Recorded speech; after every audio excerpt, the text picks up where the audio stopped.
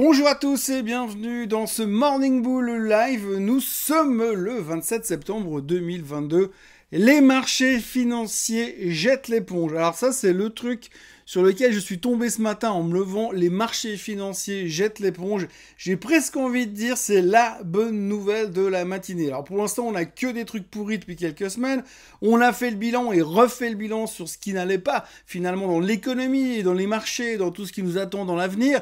Mais là, tout d'un coup, quand vous avez les médias qui commencent à vous dire que c'est bon, là, les marchés jettent l'éponge, ça commence à donner des bons signes, des bons signaux pour l'avenir. Il manquerait plus qu'on ait le Paris Match ou le Voici qui nous fait une édition spéciale crash boursier.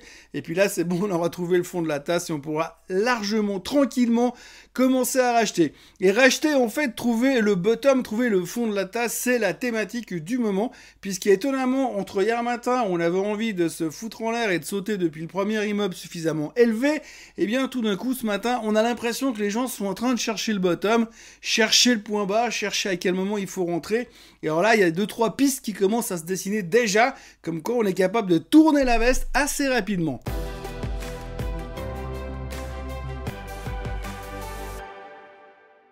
Le CAC 40 termine donc au plus bas de l'année, le DAX c'est à peu près pareil, le SMI est déprimé également, le S&P 500 est au plus mal et le Dow Jones termine en bear market. Alors ça c'est les grosses nouvelles à retenir, les grosses nouvelles négatives.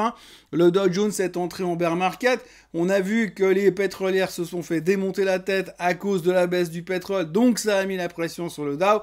Le Dow est en bear market et donc du coup c'est intéressant parce qu'on peut commencer à regarder 2-3 petites choses, c'est que statistiquement, quand le Dow Jones rentre en bear market, eh bien, tout n'est pas fini. Non, tout n'est pas fini parce que si on plonge dans les statistiques historiques, eh bien, on sait qu'en général, quand le Dow Jones rentre dans un bear market pendant quelques semaines, c'est très très douloureux. Mais par contre, si on regarde sur le long terme, eh bien, c'est plutôt intéressant. En gros, on revient toujours à la stratégie de base. Il faut acheter pour le long terme et c'est très très difficile de faire du timing. Le seul problème aujourd'hui, c'est que la mentalité dans le marché, c'est on veut faire du timing, mais on n'a pas forcément envie de construire sur le long terme et puis d'acheter et d'oublier ce qui va se passer demain. Surtout qu'aujourd'hui, on est le 27 septembre, qu'il nous reste à peu près 35 jours de mois d'octobre à se taper et qu'en général, c'est jamais un mois très très facile. Donc du coup, on est un petit peu stressé.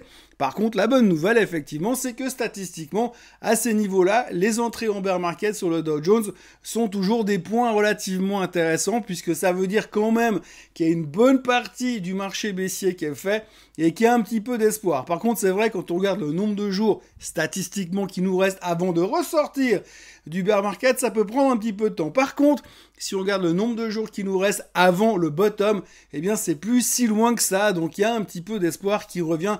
Et ça fait du bien quand même d'avoir 2-3 jours où on a l'impression que tout n'est pas fini et qu'on va pas tous mourir. Il y a une autre nouvelle qu'il faudra retenir aussi hier, c'est que finalement on a entendu que la Chine va rouvrir Macao, va rouvrir les casinos. Donc tous les touristes chinois qui allaient à Macao jouer au casino vont pouvoir y retourner. On est en train de lever les mesures Covid. Et ça, c'était la bonne nouvelle qu'on a eue à l'intérieur des marchés hier.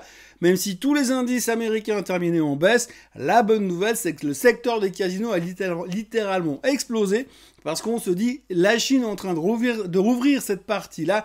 Et donc, si la Chine rouvre les casinos, c'est qu'il y aura aussi des revenus qui vont revenir de ce côté-là. Et ça va nous faire un peu bouger le tourisme. Bon, de l'autre côté, du côté mauvais sur la Chine, on retiendra que la World Bank a coupé les expectations, les attentes de croissance en Chine, ce qui fait que du coup, c'est aussi une mauvaise nouvelle. Mais l'un dans l'autre, on a tellement de mauvaises nouvelles qui pèsent sur la Chine que on est comme resté un petit peu plus concentré sur la thématique et des casinos qui étaient enfin une nouvelle un petit peu sympa dedans. Et puis, au milieu de tout ça, si on regarde en détail, eh bien, on a l'impression que finalement, la tech, elle n'arrive plus à baisser. On a l'air de vouloir faire quelque chose pour l'instant, je dis bien, on va pas s'emballer non plus, parce que hier, on était en train de parler de Morning Bear, donc on va pas non plus s'emballer, mais on a quand même l'impression que pour l'instant, momentanément, à très court terme, eh bien, la tech semble en train de marquer le pas. Et puis là-dessus, il y a un truc assez intéressant à retenir, c'est la thématique de la volatilité. Alors la volatilité, je vous en ai parlé hier, hein, je vous expliquais que j'étais quand même assez surpris du fait que finalement, malgré toutes ces mauvaises nouvelles et tout le nombre de choses qui ne vont pas bien à l'heure actuelle, c'était quand même intéressant de voir que finalement la vol n'arrivait pas à décoller. Hein. Hier soir, on termine au-dessus des 30 sur la volatilité, c'est clair.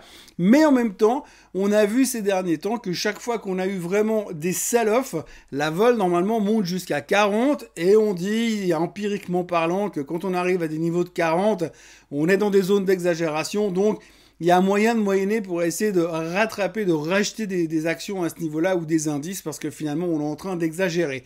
Si on n'est pas dans une crise des subprimes ou une bulle internet. Mais en tous les cas, pour l'instant, dans un monde normal, si on arrive à 40%, c'est généralement un signe assez intéressant. Sauf que depuis quelques temps, on n'y arrive pas. Un petit peu comme si on ne voulait pas rentrer dans ce mode capitulation et désespoir, comme je vous l'ai montré hier sur le graphique. Grosso modo, on a l'impression qu'on ne veut pas aller jusque-là. Donc du coup, ça capitule pas, ça ne craque pas, parce que les gens ont perdu, en tout cas, cette notion de panique. On a l'impression que tout le monde a lu du Warren Buffett, tout le monde s'est positionné pour se dire « il faut faire du très très long terme ». C'est vrai qu'on est passé du « je veux être très très riche demain matin » à « je veux bien être riche à la retraite ». Après, ça dépend toujours de l'âge qu'on a, mais forcément, eh bien, ça décale un petit peu dans le temps. Et du coup, forcément, il y a une amélioration de ce côté-là et une espèce de peur un peu moins impressionnante que d'habitude. Donc du coup, si on se replonge dans nos statistiques, eh bien, il y a un truc assez intéressant à noter au niveau de la volatilité, c'est que chaque fois qu'on clôture au-dessus de 30%, quand on se fait des séries de clôture au-dessus de 30%, eh bien, c'est aussi un signe de bottom à très court terme. Alors, pour identifier les rebonds, pour identifier à quel moment on va pouvoir rentrer dedans, dans le marché, eh bien, c'est assez intéressant d'observer la volatilité. Il y a un monsieur qui a fait tout un travail là-dessus, et donc si on revient un petit peu dans le passé, il y a eu une période entre le 5 et le 12 mai l'année dernière, et à ce moment-là, il y a eu un moment donné où on a eu 5 séries de clôture au-dessus de 30% de vol, et à partir de là, eh bien, on a pu dessiner un tout petit rebond. Pas un truc monstrueux, mais on a pu dessiner un rebond. Donc, il faut quand même surveiller ces pics de volatilité qui ont tendance à rester relativement élevés. Donc là, ça fait plus ou moins, on va dire 2 jours qu'on est sur le niveau des 30% de volatilité. Si ça se prolongeait encore, allez, mardi, mercredi et jeudi, eh bien si ça se trouve en fin de semaine, ça pourrait commencer le début du rebond. Donc en gros, on cherche un petit peu d'indications, hein, faut pas se leurrer. On cherche un petit peu à se rassurer, on a besoin d'avoir des choses positives dans ce marché et ça fait du bien parce que franchement, c'est vrai quand on regarde la liste, l'extrême droite en Italie, les problèmes de l'énergie, les problèmes militaires, les problèmes de tension généralisée, l'inflation, la hausse des taux, la faim dans le monde, etc., etc. Ça prend beaucoup de temps, beaucoup d'énergie, c'est le cas de dire, et puis du coup, on est stressé. Donc, quand il y a des bonnes nouvelles, on va quand même s'accrocher un petit peu à ce genre de choses et essayer de voir pendant quelques instants le verre à moitié plein, ce qui nous changera un tout petit peu. Donc voilà, aujourd'hui, si on fait le bilan de ce qu'on peut trouver dans les médias ce matin et quand on voit de quoi on parle, eh bien, il y a étonnamment bien plus de bonnes nouvelles que de mauvaises nouvelles et de positivisme que de négativisme. Alors pour l'instant, eh bien, j'ai envie de dire, ce serait assez intéressant de commencer à observer à nouveau l'attaque puisqu'on sait que si à un moment donné rebond il va y avoir, eh bien, ce sera forcément tout ce qui est croissance qui risque de repartir en premier. Alors je regardais un petit peu ce matin, moi je suis un peu tenté de dire ok, s'il faut jouer quelque chose, il faut commencer à se préparer. Je pense qu'il faut regarder évidemment tout ce qui est semi-conducteur, mais malheureusement pour l'instant on est encore dans une phase un tout petit peu de falling knife, donc rappelons-nous toujours qu'il ne faut pas attraper un couteau qui tombe, parce qu'on risque de se couper quand même, mais en gros quand on regarde des boîtes comme AMD ou comme Nvidia ou même carrément le SOX, le Semiconductor Index, on a l'impression qu'on est en train de chercher un fond et qu'à un moment donné, il va y avoir un rebond, mais j'aimerais bien attendre d'avoir un petit reversal. Alors globalement, techniquement, c'est toujours pas très beau. Aujourd'hui, tout le monde est en train de se concentrer sur un nouveau chiffre, les 3585. 3585, c'est le niveau de la moyenne mobile des 200 semaines, hein. Parce que la moyenne mobile des 200 jours, elle a pas tenu. La moyenne mobile des 50 jours, elle a pas tenu. Ah, donc, il reste quoi? La moyenne mobile des 200 semaines. Et puis après, on ira chercher les 200 mois. Par contre, les 200 années, ça risque d'être un tout petit peu compliqué pour une question de manque de données, pour pouvoir avoir quelque chose d'à peu près solide. Mais en tout cas, pour l'instant, on est en train de s'accrocher à la moyenne mobile des 200 semaines sur le S&P 500. Et elle est pas très loin, puisque c'est les niveaux des 3585. Et c'est ce que tout le monde est en train de surveiller en se disant que peut-être c'est là qu'on peut avoir un point d'inflexion. Ça n'a pas réglé les problèmes d'inflation, ça n'a pas réglé le stress des banquiers centraux, puisqu'on a quand même entendu hier encore une fois, on a eu Monsieur Bostich qui a déjà parlé ce week-end, qui est revenu nous dire que lui, il était assez confiant, parce que finalement, selon ce qu'il a entendu, les Américains sont encore très confiants vis-à-vis de leur banque centrale. On ne sait pas comment il a fait son sondage, mais visiblement, les Américains ont encore confiance. Il paraît même qu'il y en aurait quelques-uns dans un arrière-pays très reculé qui pensent toujours que l'inflation ne serait que transitoire et qu'elle est sous contrôle. On a aussi Madame Mester de la Banque centrale américaine à Cleveland, cette fois, qui dit que ce sera très très difficile de prédire la suite de l'inflation, sans blague. On a les Anglais qui sont en train de surveiller toujours très très attentivement les marchés financiers après la chute de la livre sterling. C'est bien, c'est gentil de surveiller, il faudrait peut-être agir peut-être à un moment donné, mais enfin ça c'est une autre histoire. Et puis de l'autre côté, soyons fous, encore une bonne nouvelle, nous avons monsieur Marko Kolanovic qui est le stratégiste quant de JP Morgan. Alors monsieur Marko Kolanovic, lui il est bullish, en fait il est bullish depuis le début de l'année, de toute façon, il a jamais vraiment changé son fusil d'épaule, lui reste convaincu que l'on ne va pas rentrer en récession, et si les Américains rentrent en récession, ce sera vraiment, ils vont échapper à la récession plutôt vraiment par les poils, ils vont juste s'en sortir avec un coup de bol monstrueux, mais pour lui on ne rentrera pas en récession et il pense qu'on arrive gentiment à des niveaux de rachat relativement intéressants. Un des argumentaires, c'est que le bull bear indicator, le bull bear ratio est aujourd'hui en faveur des bears évidemment, et qu'aujourd'hui il y a 17,7% de bulls dans le marché et que c'est pas suffisant pour lui, donc c'est un indicateur contrariant comme quoi à un certain moment le marché devrait rebondir. Vous voyez, il n'y a pas que des mauvaises nouvelles dans ce marché en ce moment. On notera aussi deux choses au niveau des sociétés. Il y a aussi Walmart qui est en train de signer un partenariat avec Roblox pour rentrer dans le métaverse, comme quoi il y a encore des gens qui croient qu'il y a un avenir derrière l'inflation. Et puis pour terminer, eh bien petit update au niveau de l'IPO de Porsche qui se passe méga super bien, puisqu'elle devrait sortir tout en haut du range, parce qu'elle est clairement souscrit, un petit peu à l'image que si vous cherchez à acheter une Porsche 911, une voiture avec des roues et tout, eh bien c'est très compliqué à obtenir en termes de délai, et c'est la même chose pour l'IPO, ça se passe très bien pour le moment. Donc finalement, vous voyez qu'après un lundi complètement pourri, on attaque avec un mardi qui est un tout petit peu plus optimiste. D'ailleurs, les futurs sont clairement en hausse de 0,75% et les gens ont l'air relativement en meilleure forme et un tout petit peu plus motivés qu'hier. Et mais alors, que l'on se rassure, aujourd'hui, il y aura encore des chiffres économiques puisqu'on aura droit à la confiance du consommateur, aux chiffres de l'immobilier, les chiffres de l'immobilier qui vont être probablement encore une fois relativement surveillés, parce qu'on commence à se dire, bah oui, les taux montent, les mortgages, les hypothèques à 30 ans aux États-Unis sont en train de monter en direction des 7%.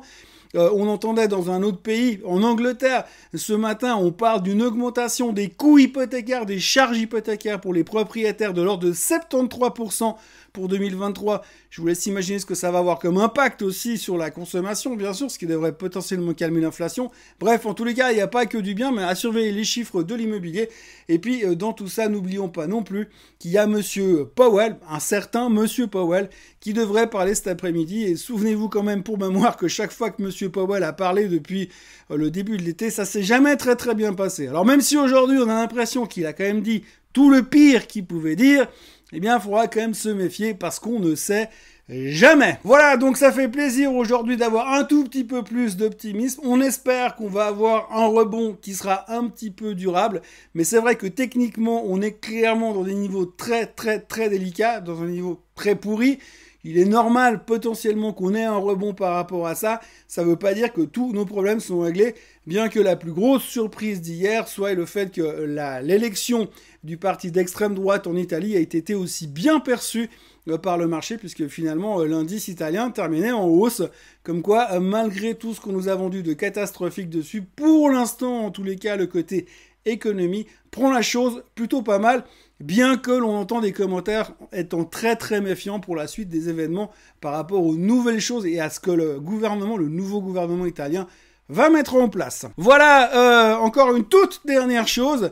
Vous avez vu encore une fois, le Bitcoin, il a tenu 18 500, remonté à 20 000. C'est vraiment assez impressionnant cette capacité à ne jamais vouloir casser les 18 500 à la baisse. Et tant pis, moi j'avais un target sur mon Head & Shoulder à 14 000 $, mais je crois que je vais devoir y renoncer puisqu'à chaque fois qu'on vient à 18 500, c'est juste une opportunité d'achat, mais c'est aussi une confirmation comme quoi là, à très court terme, pour les 35 prochaines minutes, eh bien on a un certain optimisme et on cherche à acheter des trucs qui sont un petit peu appétit au risque. Voilà, c'est tout pour ce matin. Je vous encourage à vous abonner à la chaîne Swissquote en français, à liker cette vidéo, à revenir demain pour une nouvelle vidéo, et puis à continuer à vous abonner, bien sûr, pour arriver gentiment aux 25 000 followers, chose qui ne saurait tarder. Merci à tous d'ailleurs. À ce propos, passez une excellente journée et on se revoit demain, comme d'habitude, à la même heure et au même endroit. Bye bye.